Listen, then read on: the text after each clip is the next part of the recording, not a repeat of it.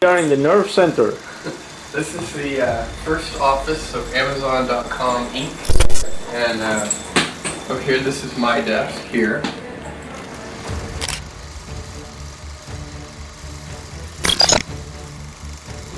I'm still in high school right now, and whoa, this camera's still. And dude, if I don't have 1 million subscribers when you see this video, my entire life has been a failure. I hope I have 1 million subs.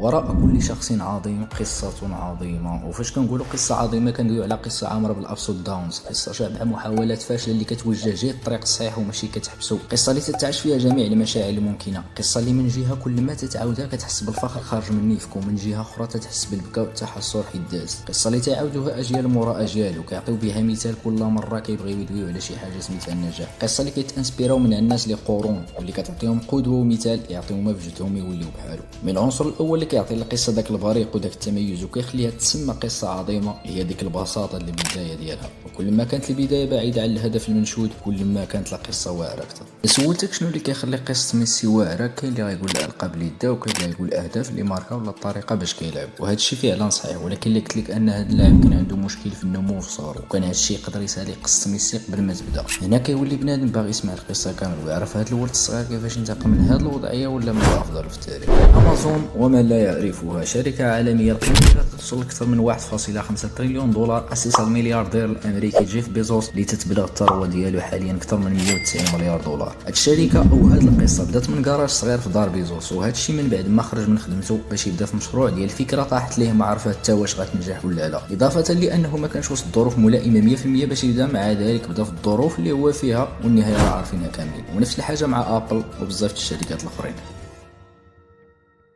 هذا كان اول فيديو لمستر بيست، وهذا كان اخر فيديو ليه. فرق كبير في الكاليتي اللي مخدومين بها بجوج، وفاش كندويو على الكاليتي كندويو على الماتيريال الايديتين الى اخره. هادشي كامل ما كانش عنده، مع ذلك هادشي ما منعوش باش يبدا، وديك البدايه من الزيرو هي اللي خلات قصته تعاود ويتضرب بها المثال في مجال صناعه المحتوى. نفس الحاجه مع ابو فلا وبزاف الناس اخرين، ملي بينا كمغاربه جاونا افكار وماشي غير فكره، وهادشي كيطرا مع البشر كامل. وملي كنقول فكره ماشي بالضروره تكون تصنع صاروخ، واخا هي فكره مزيانه، ولكن تقد تكون هذه الفكره بسيطه بحال الفكره ديال انك تبيع الكتب في الانترنت. بين قوسين هذه هي الفكره ديال بيزوس اللي كانت سبب ان امازون تبان، وانك تكتب مجموع روايات قصصيه، وهذه كانت الفكره تاع رولينغ الكاتبه ديال السلسله الشهيره ديال هاري بوتر. مي بلاص ما نخدموا على ديك الفكره مباشره ونشوفوا كيفاش نقدروا ننجحوها، كنفكروا في اسوء سيناريو اللي غتفشل به هذه الفكره وكيفاش اننا غنوليو ضحكه، والتالي ما كيفكرش في هذا الشيء كيمنعوه الوسائل اللي ما متوفرينش ليه، وهذا الشيء فعلا محزن لواحد الدرجه ما كتصورش. لا جينا نفكروا شحال من فكره تفنات مع هاد الناس اللي كان ممكن تخلق ثوره في شي مجال كما كان، وهذا الشيء غير كندويو على الافكار البساط وبنادم ما تيتحركش يبدا فيهم. تخيل ان الفكره ديال الطياره جات كنت بلاصه عباس بن فرناس اولا الاخوين رايت، الحمد لله نقدر نطير.